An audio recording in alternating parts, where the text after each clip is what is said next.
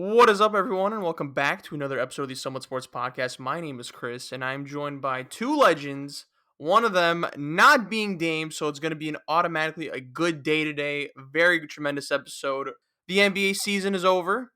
The NHL draft is upon us, I believe, or did it 24 already hours happen, away, Jerk? baby. Oh, 24 24 hours hours away. away, baby. Well, from when we're recording. And we also have an expansion draft that occurred, and also we already did it once with the individual that is joining us today, but we're going to do it again because we love him that much. We're going to be doing an NBA mock draft. That's right. And before I go even further, let me introduce to y'all. He's has to be a recurrent member at this point. James, the GOAT. What's up, man? From Off the Ball Network. Can't forget to shout them out, of course, even though they're kind of like frenemy of the show. Yeah, we're not the frenemy. We're the side piece because Dirk mentioned you guys on our show. That's what it is. I'm just a secret lover, but it's all right. How you Nice. guys doing? I'm actually upset, Chris. It's my third time on the show, man. You said it was my second time. You better I said start third. keeping I that didn't say number. third. I He think said second. He said he lost no. He count. said second time for a mock draft.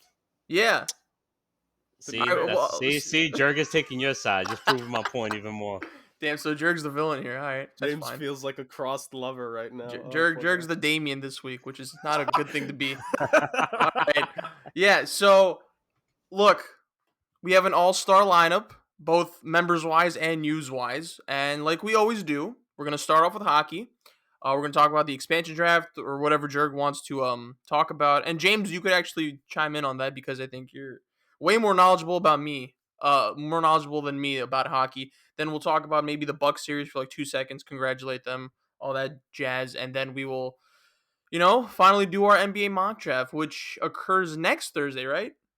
Yeah, Yeah, the so actual draft is next just Thursday. OD drafts in the shortest amount of time, just everywhere, left and right. So, as always, our hockey connoisseur, king, goat, whatever you want to call him, Jerg, talk to me. What do we got? Expansion draft, Seattle Kraken winning the Stanley Cup final next year. Talk to me.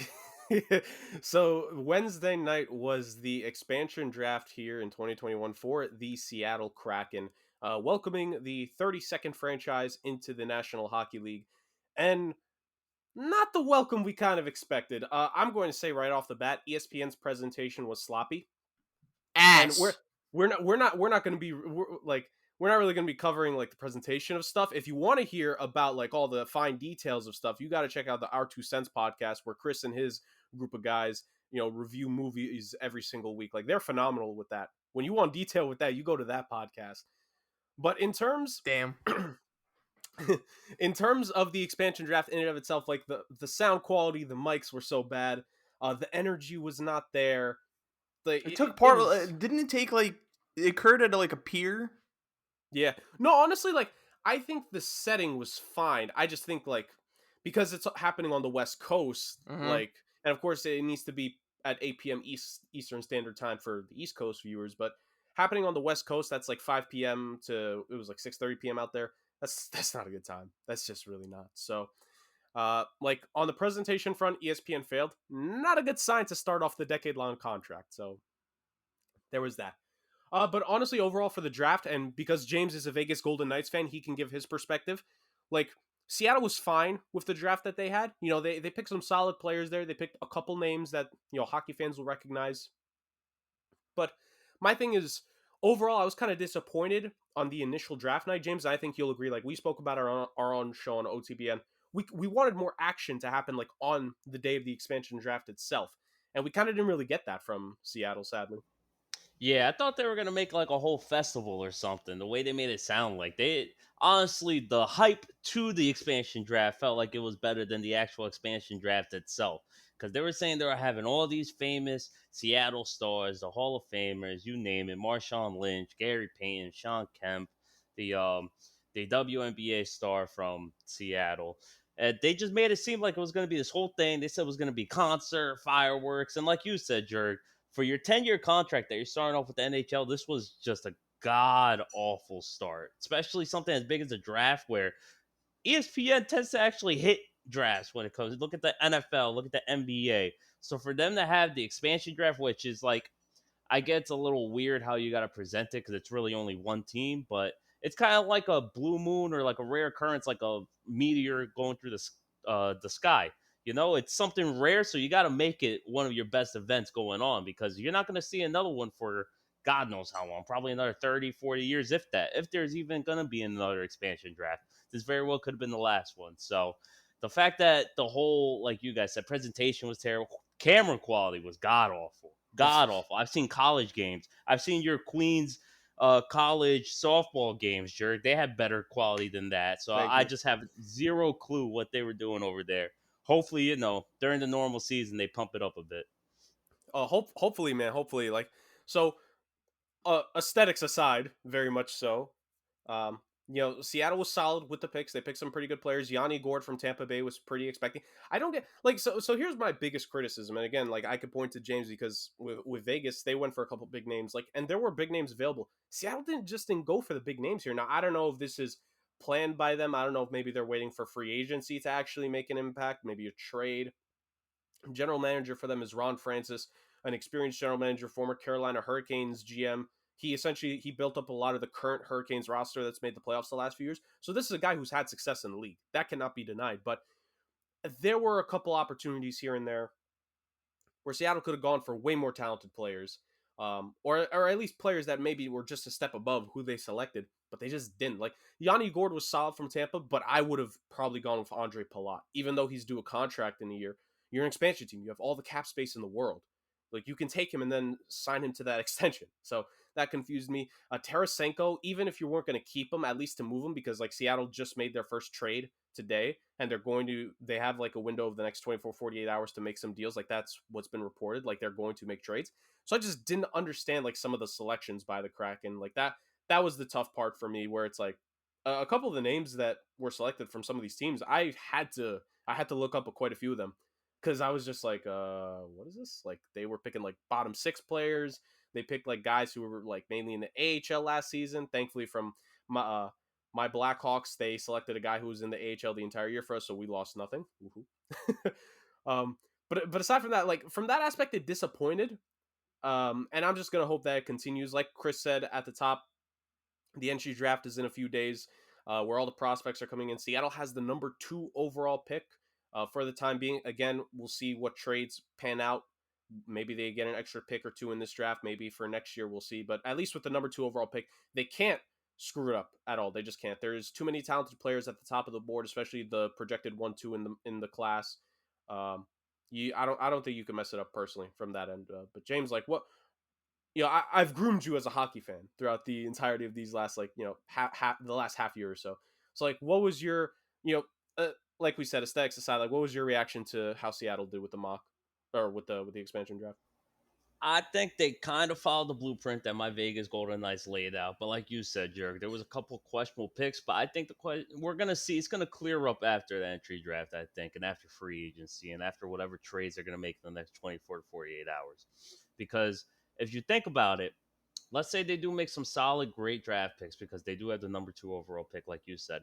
Why are we gonna need that many star players? They picked enough of top talent that they build their core. Right. You can't build too much of a team because one, if you really think about it, this whole team is just a bunch of mercenaries. So you got to really pick and choose who you're building for this culture to really start off, because this is your foundation. Like we said in Bunts and Bruises earlier this week, Jerk, this is literally make or break for your next 5 to 10 years. You can either be a decent team or you could be god awful in the basement looking like the Sabres for the next 10 years. So they did get enough players with talent to build their core. Yes, you didn't like what they did with some of the depth moves, but realistically, are these players who are even going to see the rink, or you want them to see the rink? Because if you hit on this draft, I'd rather give those young guys all the time in the world. And you know what? If you get a couple more guys in free agency, it's really, yes, you could have picked those talents, but with what they did, they kept their space open for the cap. You got plenty of moves you could do down the line, which is, as an expansion team, I think you really want to keep that as much cap as you have. You want to keep it clear for this year and for the coming years, because if you don't have that cap, then if you mess up that cap early, that's when you end up being a basement team. Because if you don't have the natural talent or enough cap to keep the guys that you took from this expansion draft, you're just looking at a whole different problem. Yeah, and that's why like a lot of people were making fun of them not picking Carey Price. Carey Price was never going to be selected because, like we mentioned, that's $10 million a year in cap hit for the next 5 seasons, I believe, is left on his deal. Like you said, like putting yourself in a hole with the salary cap, they were never going to do that.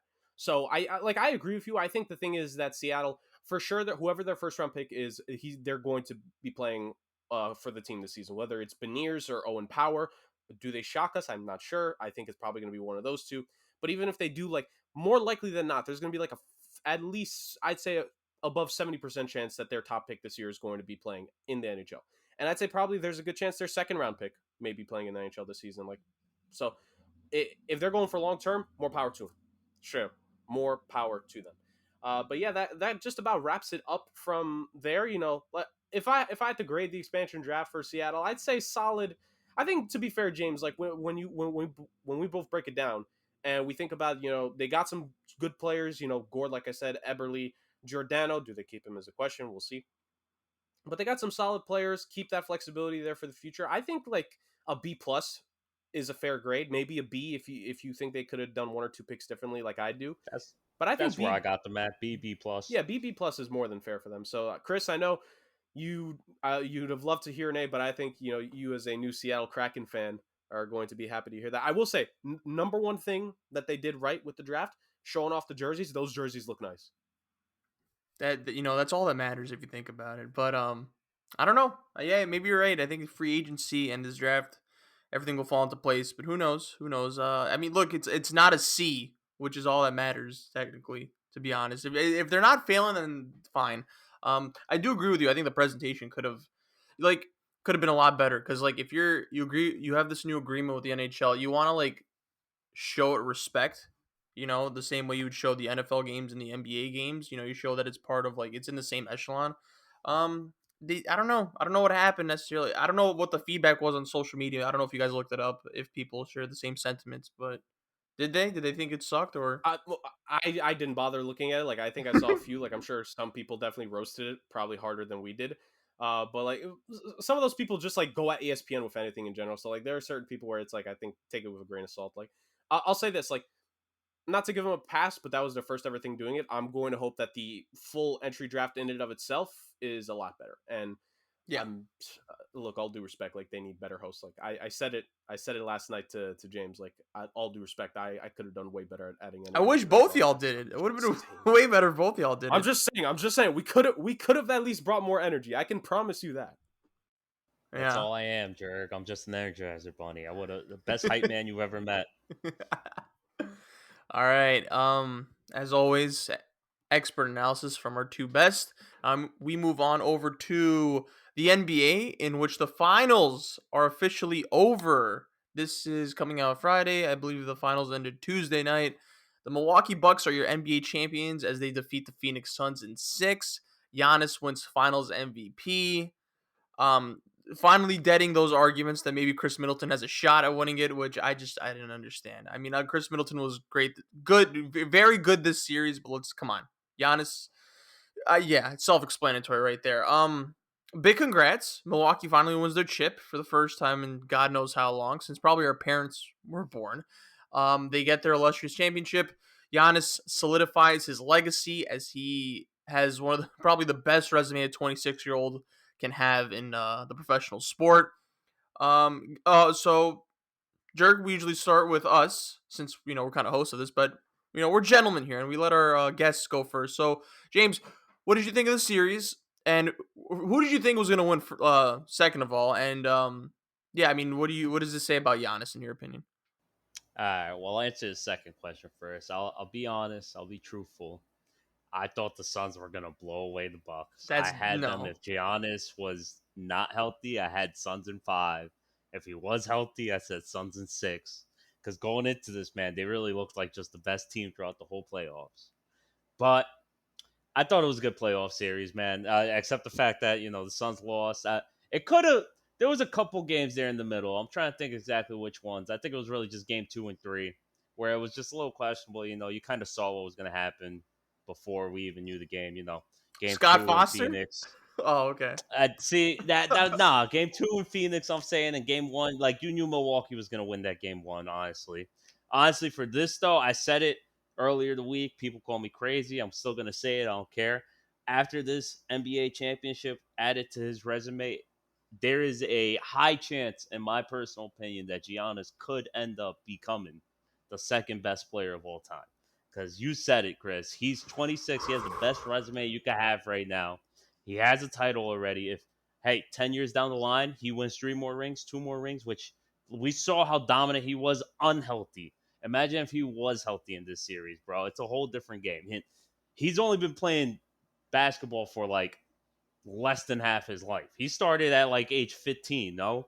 So we're talking he could end up being better than what we saw. A lot better. And I was a slight hater of Giannis, but he proved me wrong in this finals, man. Yeah, yeah. I love how you pronounce his name Giannis instead of Giannis. You're making it hard for yourself, James. Yes, I'm in Jersey, bro. It's That's that fine. That's Giano. fine. It's the Italian hitting. Yeah, yeah. From Jersey. It's already bad enough as it is. But yeah, no, I mean, that is the hottest take that Giannis could be second all time. That's crazy. He is one of the hot take masters of the Off the Ball Network. I So mean, you all know. right, he's spreading it here in the Somewhat Sports podcast. I mean, creates controversy, which is fine because that's content. Yeah, that's okay. All right, that's Giannis second. But I don't know if I can convince myself with that, but you know what? I'm going to say this. I think too many people were picking the Suns for this one. And yeah, I get it for good reason because, I mean, granted, look, let's be honest. Lakers hurt, Nuggets no Murray, Clippers no Kawhi. I think they would have gone bounced in the first round. If we're just being honest, I know there's probably Suns fans out there that are just going to be tight at me, but they got there. And I'm not going to take that away because I know people like to view it under a microscope and then just take away from a team's achievements. But I think Suns fans got a little too cocky. Then I was hearing Suns in 4 against the Bucks. I'm like, no, that's not happening. Y'all are not sweeping the Bucks. Once I found out that Giannis was gonna play, I was like, yeah, he'll win a game by himself, at least. A little too cocky for my liking. And then you get humble, of course.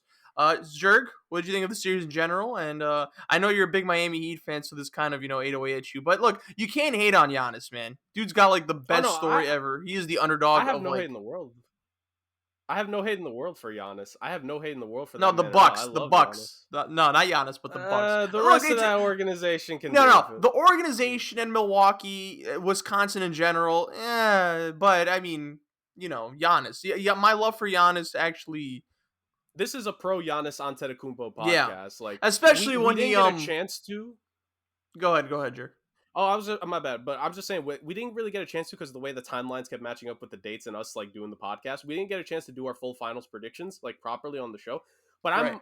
I'm almost certain that we would have swept picking the Bucks like to win the series in 6 or 7. I'm like it would depend on Dame, but I think Dame would probably lean towards it. No, honestly, like I know the first 2 games went the way they did, but I think Milwaukee, like just like every single, if you look at the first 2 games in every single playoff series this year, they needed those first 2 games to understand their point. Really, against Miami, they just needed the first one. But against every other team, like they needed the first 2. Like think about it. Aside from the first round series, which for championship teams, it's expected they'll go up 2-0 in the first round. So look at from second round and beyond. You fall down 0-2 to the Nets. It's 1-1 with the Hawks, and then it's 0-2 against the Suns. Like how many championship teams does that happen to where they're the ones falling down 0-2 or it's only 1-1 at best? That doesn't really happen. So this is a team that they've rolled with the punches the entire time, and they just punch back.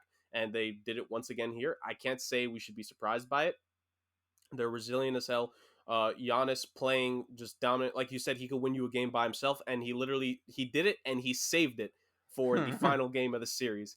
50 points, however many rebounds it was, like what, 12? 12 or 14? Something like Yeah, that. 12 or 14. And 5 blocks. Woo!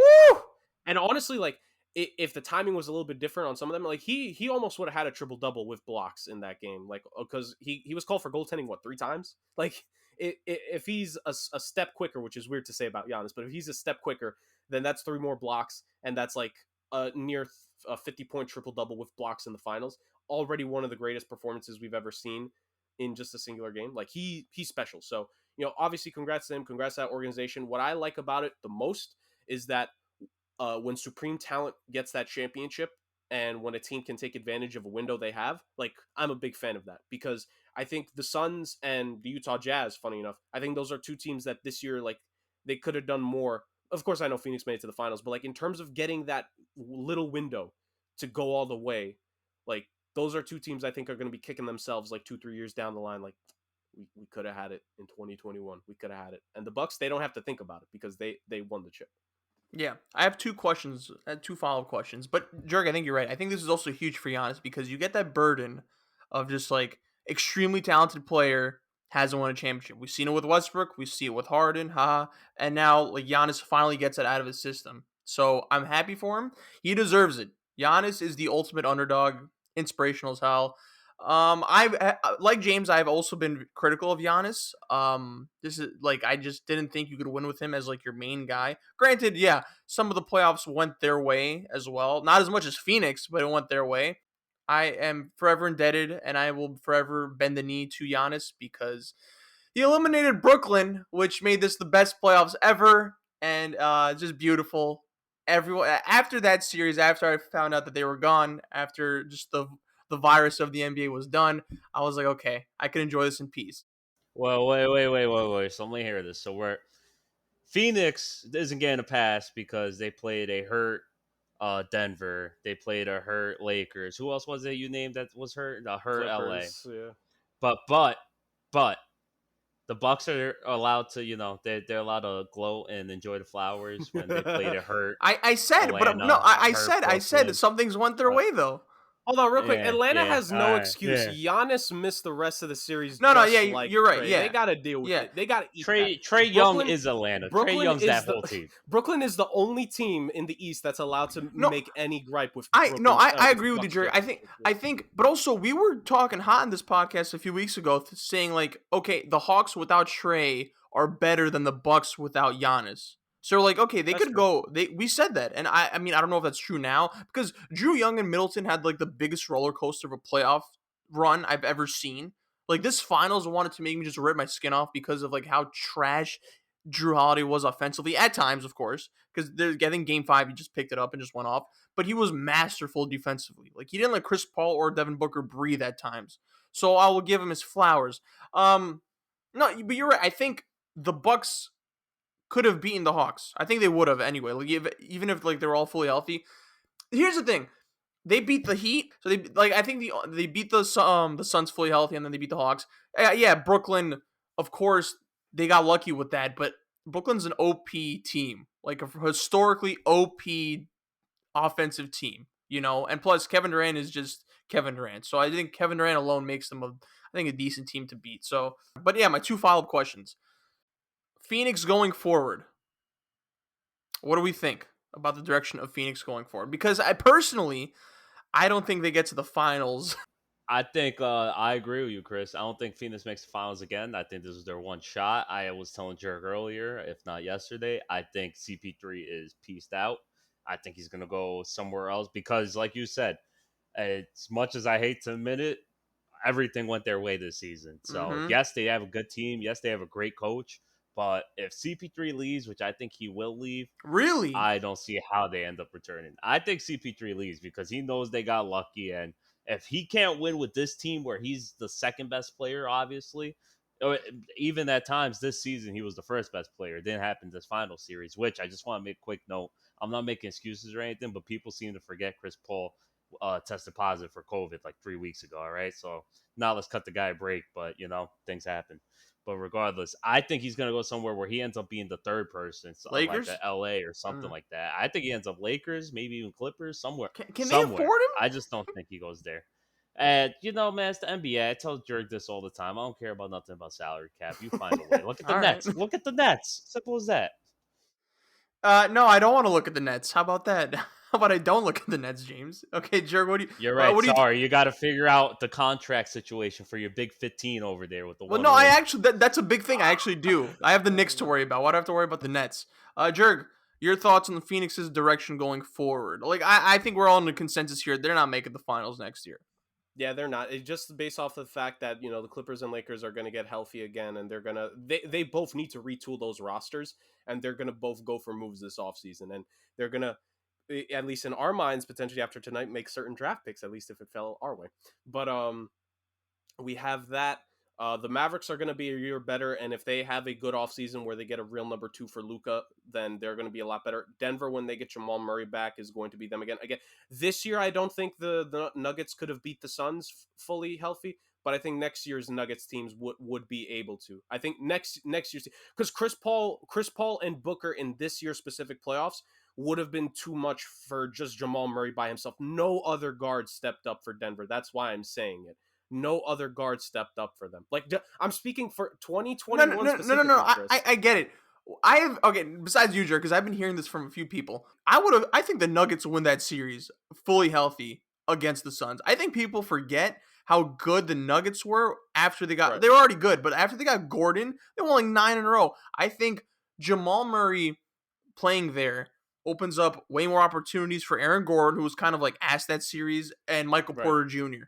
I think I think Nuggets actually would have won the championship if they were fully healthy. That's a hot take, but I don't. My thing is, I don't blame you. I really don't blame you because I'm big on the Nuggets as well. I just think like playing the results. My thing is because it ended in a sweep. Like, does Jamal Murray make up for 4 wins? That he like, does. in this specific year. Like, my thing is this specific year. Like, I think in future seasons, if we see this again, like I'm picking Denver against Phoenix next year, without a doubt. I see your point, but I think Murray there does change everything because I think you like the whole thing was riding on Jokic's shoulders. Right. And yeah, Jokic can provide a lot of opportunities for a lot of people, but then at some point, like fatigue starts to carry in.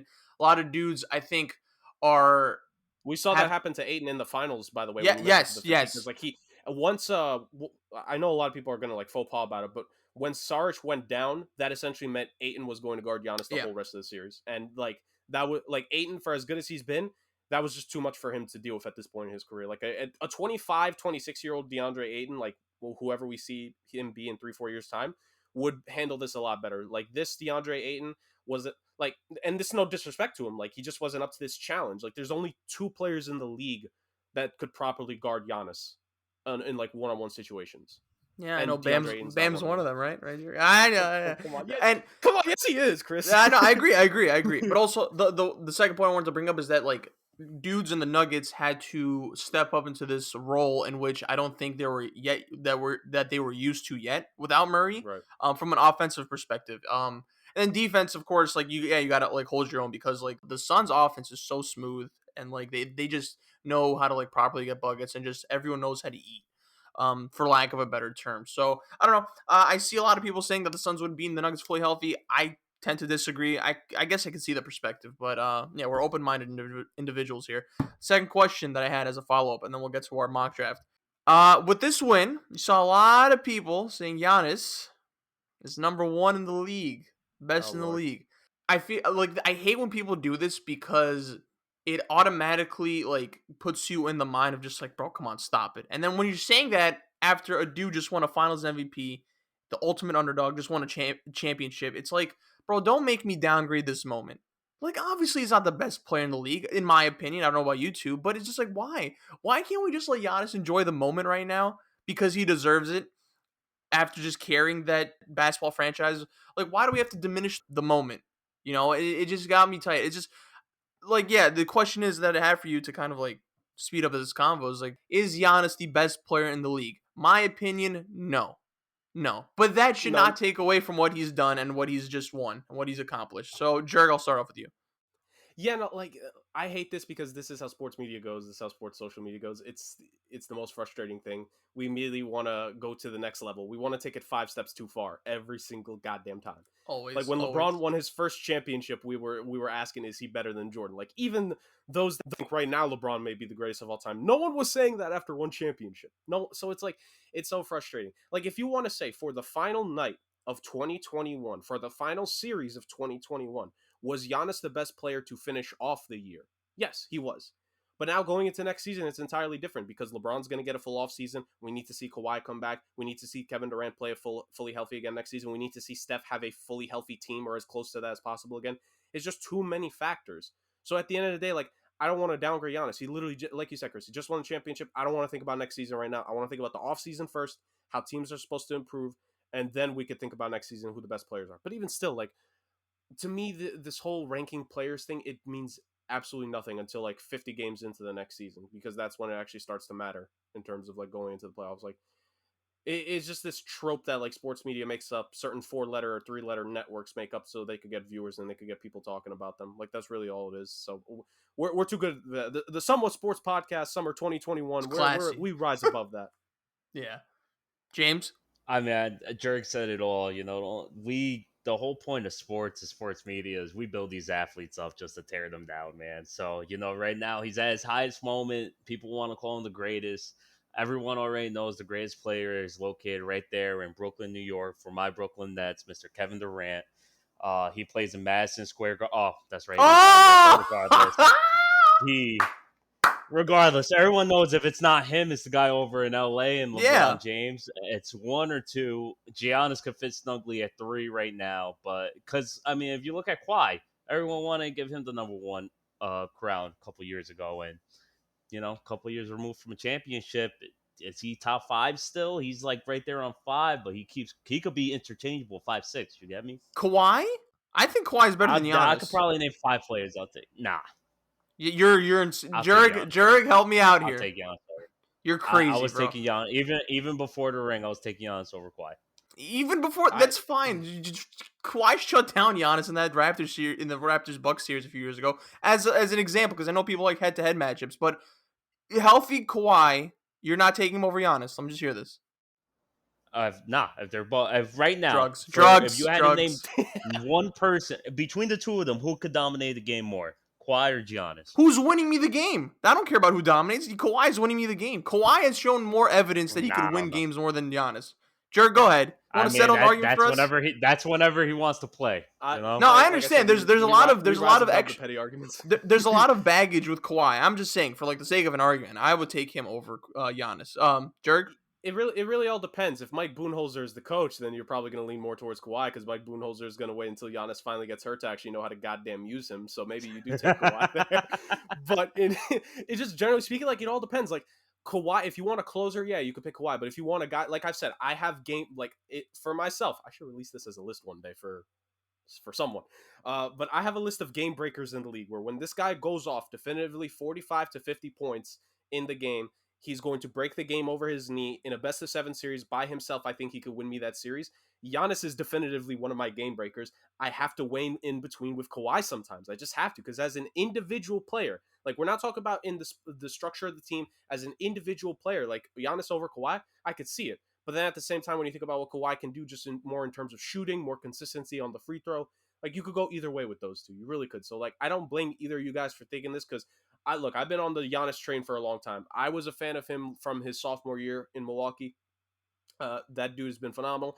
I said from when he won his first MVP, he was going to be one of, like, the top 2-3 guys in the league to overtake, like, when LeBron is done, who's going to be the next best player. I said from that first MVP and even before that, Giannis was going to be, like, his name is going to be up there every single time. And he's proven that. And, like, but I want to point out this, like, last point of what James said, because I think what James mentioned here, he kind of mentioned passing, but is key. That we tried to, and this is why I don't want to crown Giannis with this yet, we tried to crown Kawhi the best player in the world after the 2019 run, and look what happened in 2020. I don't know who he is. Blows. I'm just saying, just in general, like, and then 2020, blow a 3-1 lead in the second round of the playoffs, and then when you finally get the team to the conference finals, you're not even playing because of injury luck. So, like, I'm not trying to curse Giannis like that. I'm just really not. So, like, the injury thing wasn't really his fault. No, I know, but, like, I'm just saying, can we lay off of, like, doing this to Giannis right now? Like, can we just let him win his goddamn championship and celebrate? That's fine. 3-1 lead in the bubble, though. I don't know but you know what the bubble is. Yeah. I mean, anyway. They blew it to Denver, who you said could win the chip this year. So, Chris, you're going on against one of your players. Look, I my thoughts about the bubble are known. I think things would have been differently if just normal circumstances occurred. Not taking anything away from your Miami Heat, though, Jerk. You know. Oh, I'm saying the Heat would have won in normal circumstances. So all right. Forgot this was another follow-up question. This will be the last one, then we'll move on. Giannis's Game 6 performance. 50 points, 14 rebounds, I think. If someone could fact check that for me. 5 blocks, I think 16 for 25 shooting. In my opinion, the best individual performance in the finals ever. Ever. Now, Dame is a LeBron apologist, so he sucks him off a lot, and he was just like, well, LeBron Game 1 can't be topped. And I'm like, I don't know, man. Giannis was doing it on both ends. Like, I know LeBron's going to facilitate a lot more, but look, he did this on both ends, and he won too. So Giannis kind of facilitated Middleton's, like, 2 of his buckets in the fourth. Didn't he set the screen for one of the threes, and then he gave the pass off for the mid range? Like, Giannis can facilitate. He can facilitate, and specifically that game, I don't know if he might have had 0 assists actually, but people like kind of micro like put it under a microscope. It's like, well, if you don't have that many assists, then you can't, whatever. But so what do you guys put it? I know it's just like it's a lot to ask because you kind of have to like rewind a lot of performances from back then. But well, certainly it's up there as like top 3. But I think for me, it's the best one I've seen. Individual performance. If you're speaking specifically of what we've seen, like, yeah, I could argue it. Like, it's up there for myself personally. When I'm just thinking of like mastercraft performances, I'm thinking like Dwayne Wade back in the 06 series. Like, you could pick any one of those games, but either game 3 or game 4 specifically, where he scores 40, like 20 in the fourth quarter, and like he tips away the potential. I forget if it was a game tie or game winner, like away from the basket from Josh Howard, which, like, I mean, I know it was Josh Howard, but still tipped it away. To keep the Heat in the series where they eventually won. I think LeBron, you could pick game 5, 6, or 7 of that 2016 series, and I think you have a good argument for it. Or even his game 7 against San Antonio. Like, it's up there with those. Like, 100%. Is it the best? I mean, 50 points, this is the thing. Like, how many guys have put up 50 points in a finals game? Like, they said it, like, oh, what, Giannis is just the 7th guy ever, or 8th guy ever? Like, that automatically gives him minimum top 5 performance all time. Minimum. So, it might be recency bias, but I don't know, man. I didn't see anything like that. Like, that first half, they were dog meat, bro. And without him, he brought them. He made that game close in the first half, and then of course they took over in the second half because Middleton started to wake up. Yeah. But James, what do you say? It's not the best one, like you guys said, somewhere up there. I can't think of the game in my head. I'm not a LeBron apologist, but I'm sure LeBron has a game somewhere up there where you could make argument with. If It's not game in 1. that 3-1 comeback. At game 1, there's a game 7 somewhere in there from 2016, I'm pretty sure. There's another game somewhere where he had like 45, 14, 11. Anyway. But no, LeBron finals though, like finals. Lebron has a game somewhere. All right, okay. I don't got the stats in front of me. I mean, he had back-to-back 41 points and then a triple-double in 2016. You could pick one of those. There you go. 3. Like, you pick one of the two. You know, you didn't tell me this question was coming. I would have came more prepared, had my game logs in front of me and whatnot. I forgot it, and then I just remembered. I'd say if it's not the first one. But yeah, if it's not the first game, it's second or third. All right, I think we need to let it marinate a little bit because I personally think it is. But who am I to what do I know, to be honest? I know LeBron fans will come at me. This will be a topic to revisit, honestly, like come later portions of the summer. Like, we should have an episode our own personal top 5 NBA Finals games we've witnessed. Yeah, like just individual performances. Isn't this just basically a miniature version of Chris saying right now that Giannis is number 1 in the league to just crown him this best finals game of all time? I'm just saying, it's kind of the same thing, man. Bro, you'd be surprised. I have Kevin Durant as my number 1 right now. I have Kevin Durant. Where's Julius Randle in playoff performance?